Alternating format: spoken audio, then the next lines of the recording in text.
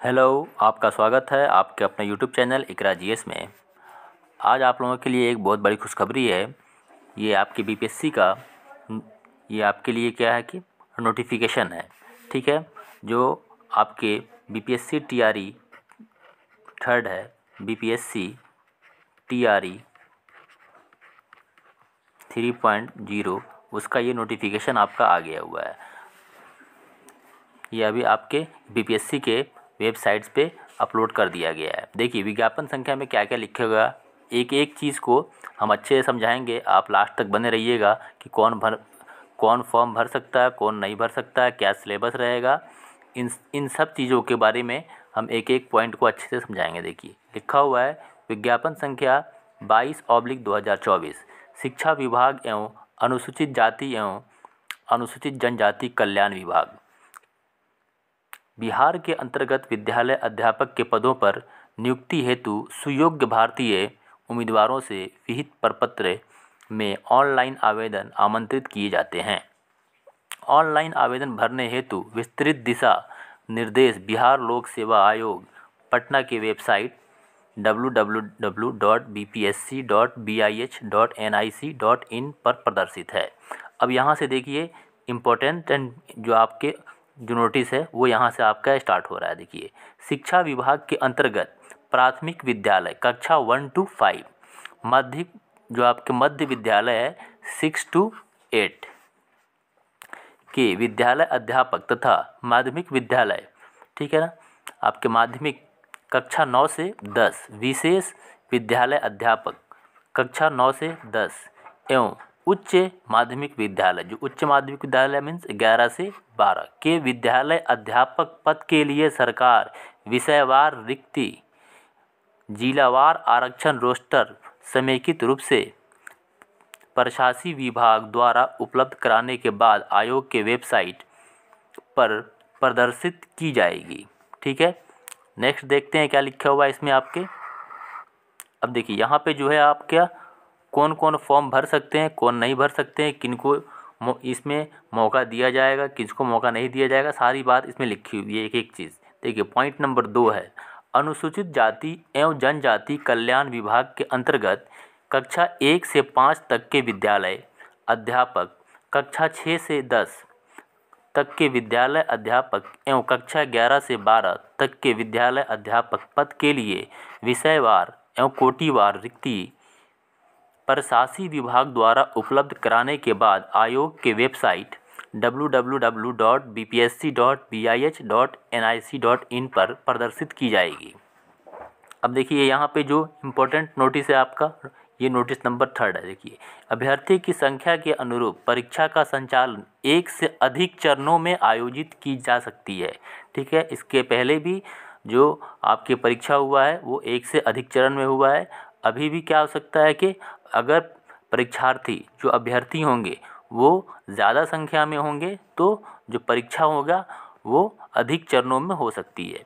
Next देखिए कि इसमें क्या लिखा हुआ है। इसमें और ख़ास बात है कि इस विज्ञापन हेतु के लिए जाने वाले शैक्षणिक प्रशैक्षणिक योग्यता एवं शिक्षक पात्रता परीक्षा सीटेट स्टेट के अपीयरिंग कैंडिडेट को सम्मिलित नहीं किया जाएगा।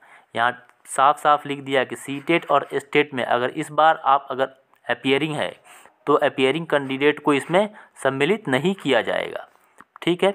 और भी NIOS से भी यहाँ पे जुड़ा हुआ बात सब लिखा हुआ आगे है, ठीक है ना। अभी हम बारी बारी से सबको पढ़ के आपको बताएंगे। यहाँ 2 पॉइंट पे क्या लिखा हुआ, शिक्षा विभाग तथा अनुसूचित जाति एवं अनुसूचित जनजाति कल्याण विभाग के अंतर्गत सभी विद्यालय अध्यापक के पद पर नियुक्ति हेतु अनिवार्य अर्हता निम्नवत होंगी। देखिए वे भारत के नागरिक होना चाहिए। एलिजिबिलिटी क्राइटेरिया क्या क्या है, भारत का नागरिक हो। दूसरा में विद्यालय अध्यापक के पद पर नियुक्ति हेतु राष्ट्रीय अध्यापक शिक्षा परिषद द्वारा समय समय पर निर्धारित शैक्षणिक एवं प्रशैक्षणिक योग्यता धारित करता हो। विशेष विद्यालय अध्यापक के लिए अर्हता भारतीय पुनर्वास परिषद के अनुरूप अनुमान्य होगा। और तीसरा में दिया है राज्य सरकार अथवा केंद्र सरकार द्वारा समय समय पर आहूत शिक्षक पात्रता परीक्षा में उत्तीर्ण हो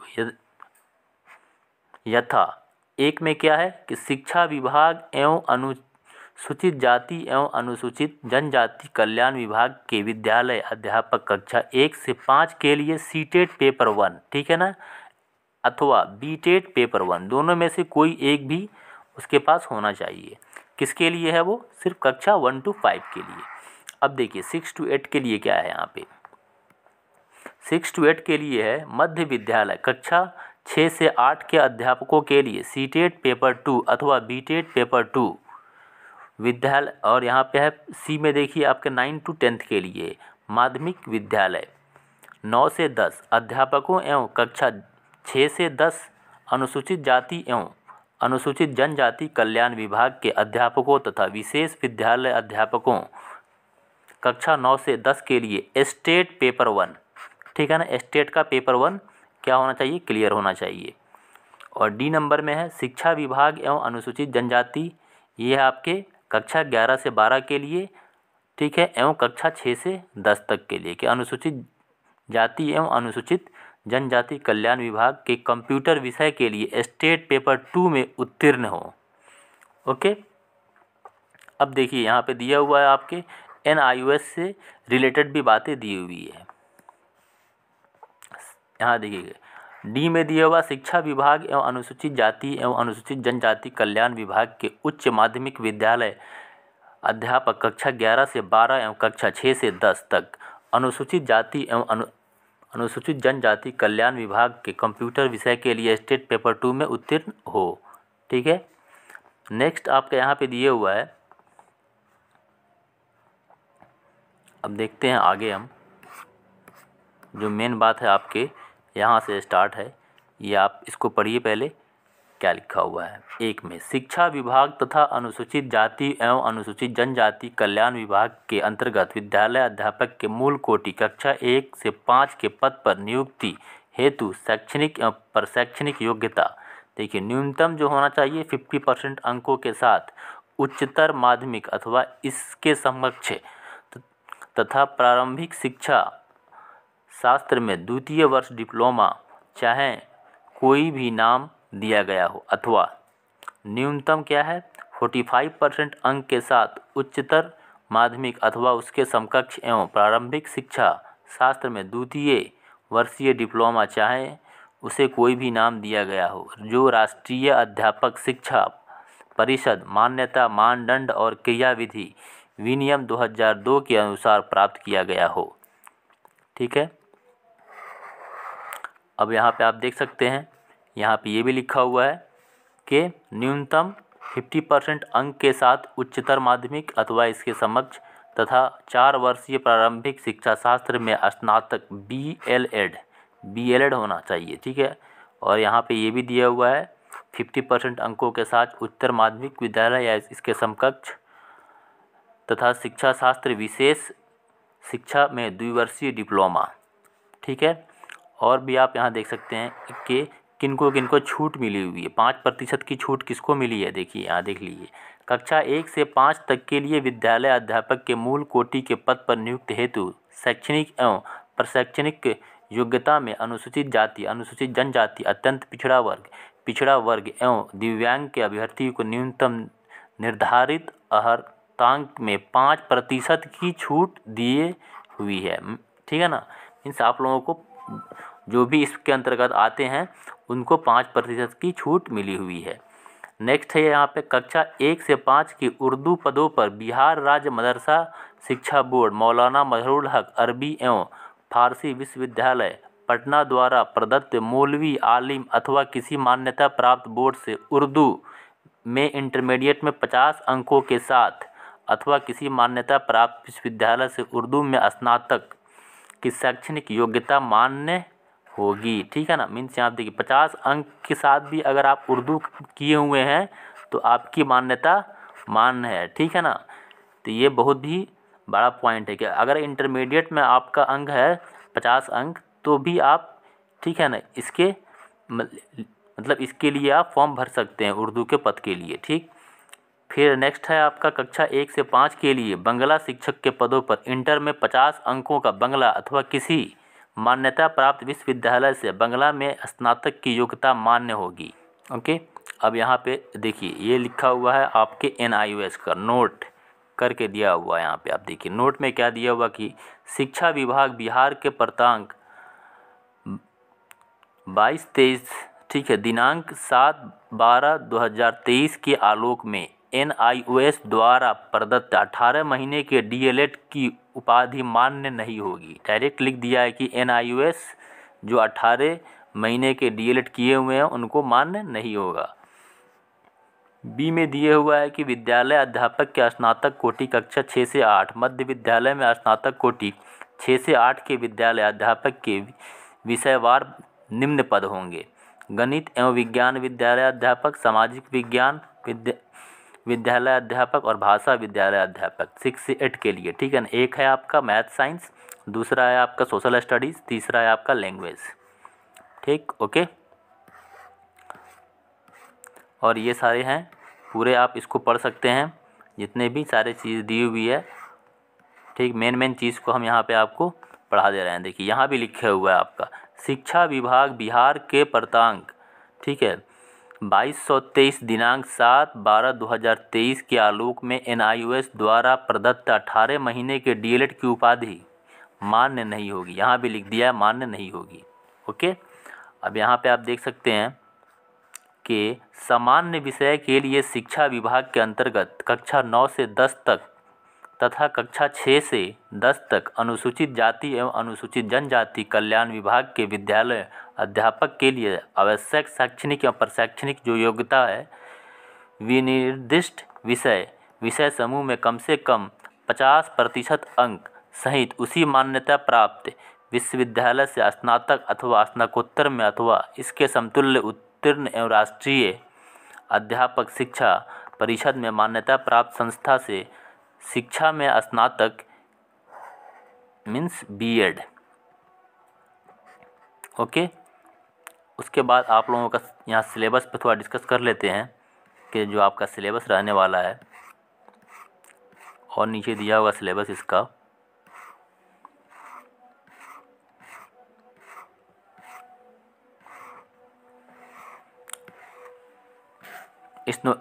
ये जो आपका नोटिफिकेशन है आप इसको अच्छे से पढ़ लीजिएगा। जहाँ समझ में नहीं आएगा आप हमसे पूछ सकते हैं। ठीक है।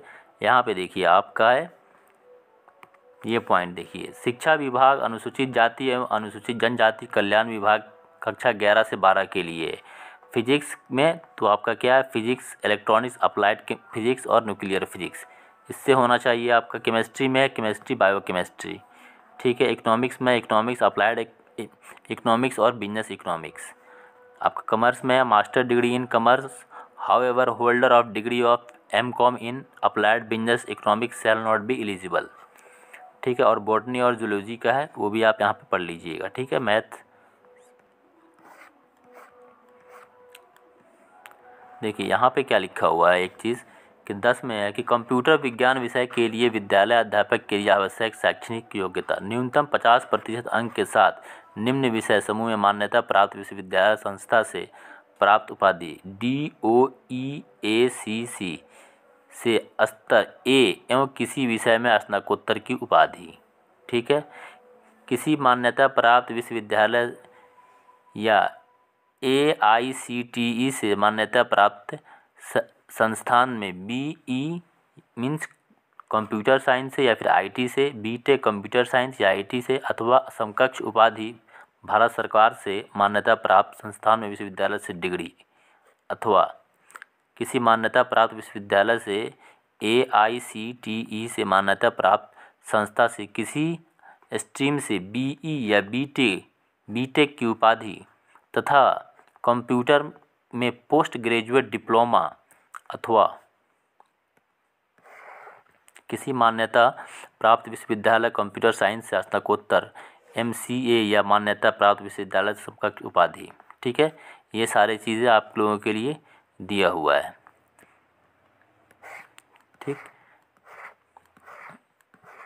नेक्स्ट है यहाँ पे आप देख सकते हैं कि यहाँ पे देखिए मेन चीज़ यहाँ लिखा हुआ है कि कंप्यूटर विज्ञान विषय के अभ्यर्थी के लिए B.Ed की योग्यता अनिवार्य नहीं है। संगीत विषय के लिए 11 से 12 तक के विद्यालय अध्यापक के लिए आवश्यक शैक्षणिक योग्यता। ठीक। कि न्यूनतम 50% अंकों के साथ किसी मान्यता प्राप्त विश्वविद्यालय अथवा मान्यता प्राप्त बोर्ड संस्था से संगीत शिक्षा में स्नातकोत्तर उपाधि अथवा उसके समकक्ष अर्हता मान्यता प्राप्त संस्था से संबंध में किसी प्रकार का विवाद उत्पन्न होने पर प्रशासकीय विभाग का निर्णय अंतिम होगा। ठीक है, तो यही आपका जो था आपके नोटिफिकेशन, जिसको हमने आपको पढ़ के सुना दिया है। यहाँ आपका ये आपका सिलेबस है। ठीक है, तो हम सिलेबस की वीडियो को सेकंड जो इसका पार्ट आएगा उसमें हम आपके सिलेबस की वीडियो को डिस्कस कर देंगे कि क्या सिलेबस रहने वाला है। ठीक है, क्योंकि वीडियो लंबी हो जाएगी। बाकी जो आपकी मेन चीज़ थे, क्या इसकी एलिजिबिलिटी थी, ठीक है, और कौन कौन लोग इसका फॉर्म भर सकते हैं, उन सब बारे में मतलब कि हम डिस्कस कर लेंगे। सिलेबस को जो हम करेंगे डिस्कस। ठीक है, आपका सिलेबस जो डिस्कस करेंगे हम, वो नेक्स्ट वीडियो में हम सिलेबस को डिस्कस करेंगे। ओके, आई होप कि आपको समझ में आ गया होगा वीडियो। अगर कोई भी दिक्कत हो तो आप हमसे कमेंट सेक्शन में पूछ सकते हैं।